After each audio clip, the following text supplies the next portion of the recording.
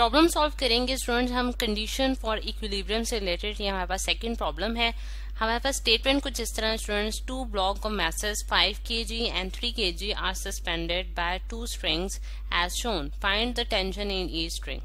अब फिगर में जैसा कि स्टूडेंट्स आपको 2 ब्लॉक्स दिखाए गए हैं ऑरेंज और ब्लू कलर में, और उनके मैसेज हमें गिवन है 5 kg एंड 3 kg, और उनको हमने एक स्ट्रिंग के जरिए हैंग कर दिया है। और ये हमारे पास एक फिक्स सपोर्ट है जिसे हम कह सकते हैं कि हमारे पास एक रिजिड बॉडी है, ठीक। और उसमें जो स्ट्रिंग्स में खिंचाव पैदा होगा जिसे हम टेंशन का नाम देते हैं, वो हमने कैलकुलेट करनी है। अब अगर हम देखें स्टूडेंट्स के हमारे पास जो मैसेज होते हैं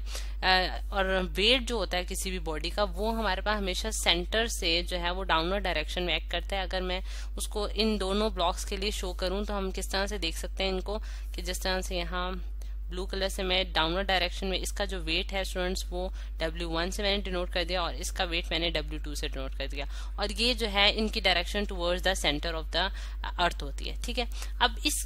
जो वेट की वजह से स्टूडेंट्स जो इसके स्ट्रिंग के अंदर खिंचाव पैदा होगा वो भी इसी तरह हम डिनोट करेंगे T1 और T2, और इनकी जो डायरेक्शन है opposite to the direction of weight act करती है। अब डाटा जो है स्टूडेंट्स हम लिख लेते हैं स्टेटमेंट से, जो चीजें हमें गिवन है और जो हमने कैलकुलेट करनी है। हमें मैसेज गिवन है M1 मैस जो है वो हमारे पास 5 kg का है, और M2 मैस जो है स्टूडेंट्स वो हमारे पास कितना है 3 kg का है, ठीक। और हमने उनको सस्पेंड कर दिया है बाय 2 स्ट्रिंग्स, और उनके अंदर हमने टेंशन फाइंड आउट करनी है जिसे मैंने T1 और T2 से डिनोट कर दिया है, और फिगर में भी हमने उसको लेबल कर लिया है। अब अगर स्टूडेंट्स हम देखें कि यहाँ तक हमारा डाटा कंप्लीट हो जाता है। सोल्यूशन के जाने से पहले हम थोड़ा सा फिगर को इस तरह से एक्सप्लेन कर सकते हैं कि अगर आप देखें स्टूडेंट्स की ये वाली जो हमारे पास स्ट्रिंग है, यानी कि ये जो रोप है जिसमें हमने मैस जो है वो हैंग किया है, यानी कि M2 मैस जो हैंग किया है हमने, ठीक है, उस जो स्ट्रिंग के अंदर जो खिंचाव पैदा होगा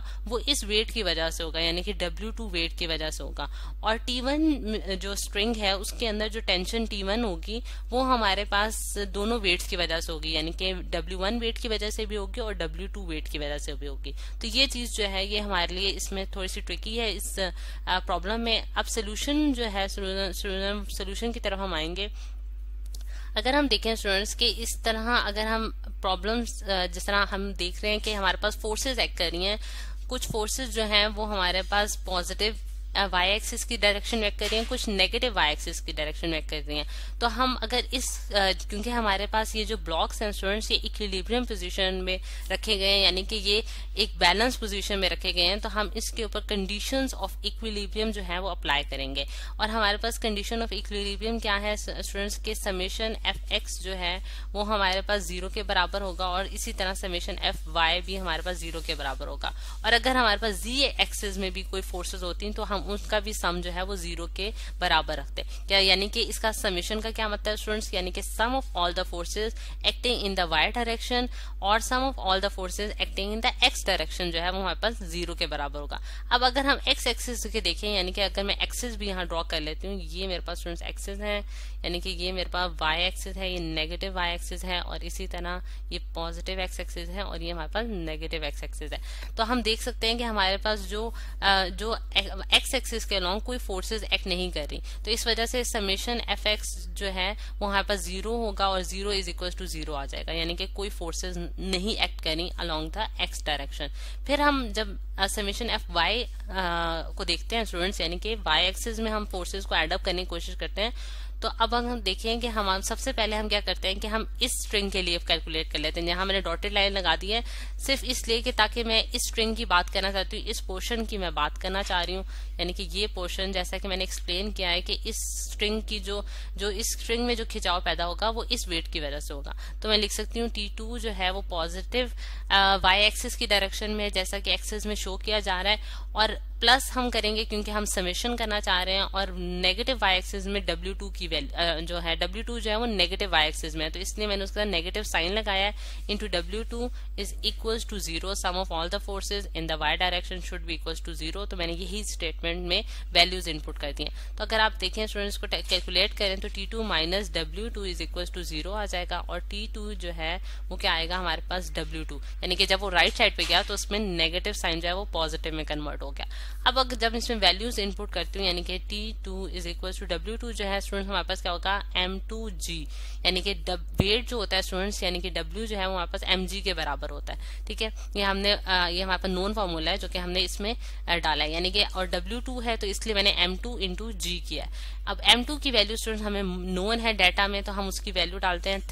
3 और G की वैल्यू जो है हमारे पास 10 है, तो हमारे पास 3 इंटू 10 जो है वो क्या आएगा 30 न्यूटन्स। ठीक है, यानी कि ये हमारे पास टेंशन आ गई, T2 टेंशन जो है वो हमने कैलकुलेट कर ली जो कि हमारे पास 30 न्यूटन की आई है। अब अगर हम अब जो सेकंड जो हमने फाइंड आउट करना है यानी कि T1 फाइंड आउट करना है। अब T1 की तरफ आते हैं, फिगर में दोबारा वापस जाती हूँ। अब मैं इस पूरे जो है सिस्टम की बात करूंगी क्योंकि मैं ये जानती हूँ कि इस स्ट्रिंग के अंदर जो खिंचाव पैदा हो रहा है, जिसे मैं पर्पल कलर से शो कर रही हूँ,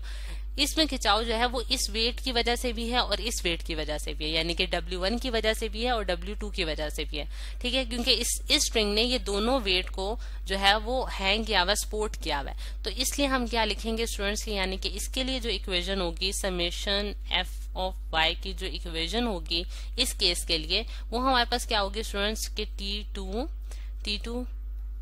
T1 लिखना था क्योंकि हमारे पास टेंशन हमने T1 फाइंड आउट करनी है स्टूडेंट्स। T1 प्लस जो है वो क्या होगा हमारे पास माइनस W1 और प्लस माइनस W2। अगेन जो है स्टूडेंट्स आप देख सकते हैं कि मैंने W1 और W2 के साथ नेगेटिव साइन लगाया है क्योंकि वो नेगेटिव y एक्सिस की डायरेक्शन में थे, और T1 जो है वो हमारे पास पॉजिटिव y एक्सिस की डायरेक्शन में, इसी वजह से उसके साथ पॉजिटिव साइन है। अब ये इक्वेशन हमने स्टूडेंट्स बना ली है। अब इसमें हम वैल्यूज इनपुट कर लेंगे, यानी कि अब आप देखें कि